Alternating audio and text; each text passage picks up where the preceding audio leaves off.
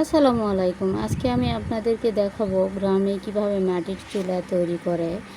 আর এই চুলা তৈরি হচ্ছে আমার নিজ বাড়িতেই। আর এই চুলা তৈরি করতেছে আমার হাজব্যান্ড। সে ছেলে মানুষ হয়ে মাশাআল্লাহ সুন্দর চুলা তৈরি করতে পারে, আমি পারি না। তবে সেও কোনো দিন করেনি, এটাই তার ফার্স্ট। এতদিন আমার যত চুলা মাটির ছিল সব আমার শাশুড়ি করে দিত। এখন যেহেতু শাশুড়ির সাথে একটু মনোমালিন্য হয়েছে, তাই সে আর আমার বাড়িতে আসে না, যার জন্য আমরা নিজেরাই চেষ্টা করতেছি। তো এই যে দেখতে পাচ্ছেন আমার হাজব্যান্ড তৈরি করতেছে মাটির 3 চুলা।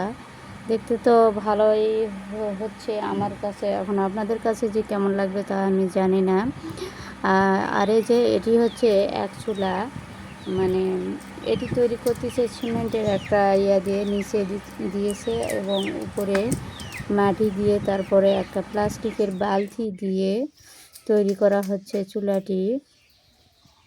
সংসার জীবনে কারো না কারো একটু শ্বশুর শাশুড়ির সঙ্গে মনোমালিন্য হয়। আর আমারও হয়েছে একটু, শ্বশুরের সঙ্গে না শাশুড়ির সাথে। সো সেই অনুযায়ী শাশুড়ি এখন আমার থেকে মুখ ফিরিয়ে নিয়েছে।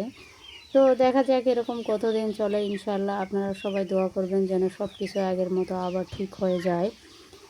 সব কিছু আগের মতো ঠিক হলে সব ঠিক থাকবে।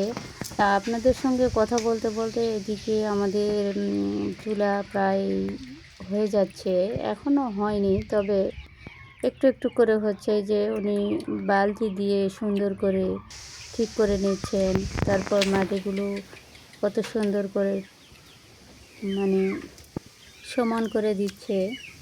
ও একবার যে কাজ দেখে সেটা পরবর্তীতে ওর কাছে সব কিছুই মানে সহজ হয়ে যায়, এরকম একটা মেধা আছে ওর। সব এটা যে কোনো কাজই হোক। তো এই যে দেখতেছেন এই চুলা খালাটা কিন্তু হচ্ছে মহিলাদের কাজ, সেটাও পুরুষই করছে।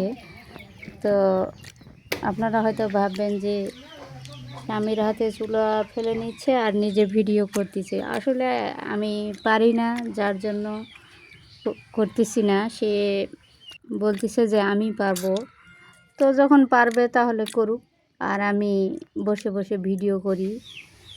গাইস, এই ভিডিওটি কেমন হয়েছে এবং আমার স্বামীর হাতের চুলায় যে দেখতে পাচ্ছেন চুলাটিও হয়ে গেছে।